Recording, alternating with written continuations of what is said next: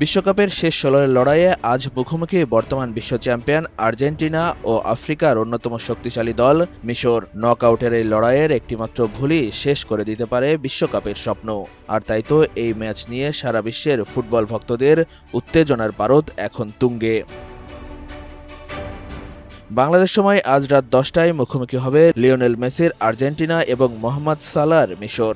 এদিকে ম্যাচ শুরুর আগেই ফলাফলের পূর্বাভাস দিয়েছে বিশ্বখ্যাত ক্রীড়া পরিসংখ্যান প্রতিষ্ঠান অপটা। তাদের সুপার কম্পিউটারের সর্বশেষ বিশ্লেষণে পরিষ্কার ব্যবধানে ফেভারিট হিসেবে এগিয়ে রয়েছে বর্তমান বিশ্ব চ্যাম্পিয়ন আর্জেন্টিনা।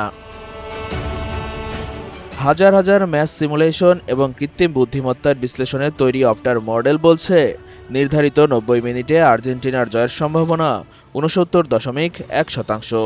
সঠিক প্যাড আর সঠিক তথ্য দিয়ে কেশু সামলে নিব এক হয়ে। Monalisa sanitary napkin. বিপরীতে মোহাম্মদ সালাহর মিশরের জয়ের সম্ভাবনা রয়েছে ১২.৩%। অপটার হিসাব অনুযায়ী নির্ধারিত সময়ে ম্যাচটি ড্র হয়ে অতিরিক্ত সময়ে গড়ানোর সম্ভাবনাও রয়েছে ১৮.৫%। আর যদি ম্যাচটি টাইব্রেকারে যায় সেখানেও এগিয়ে রাখা হয়েছে আর্জেন্টিনাকে, কারণ গোলবারের নিচে থাকবেন টাইব্রেকারের বিশেষজ্ঞ এমিলিয়ানো মার্টিনেজ, যার অতীত রেকর্ড নকআউট ম্যাচে আর্জেন্টিনার আত্মবিশ্বাস আরও বাড়িয়ে দিচ্ছে। রাউন্ড অফ 16-এ ওঠার পথও দুই দলের জন্য ছিল কঠিন।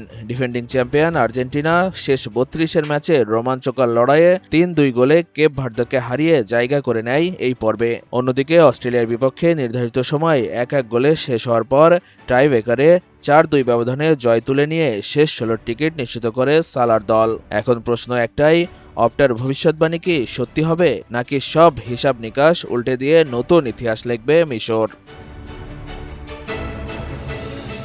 সঠিক প্যাড আর সঠিক তথ্য দিয়ে কেশু সামলে নিব এক হয়ে। Monalisa sanitary napkin.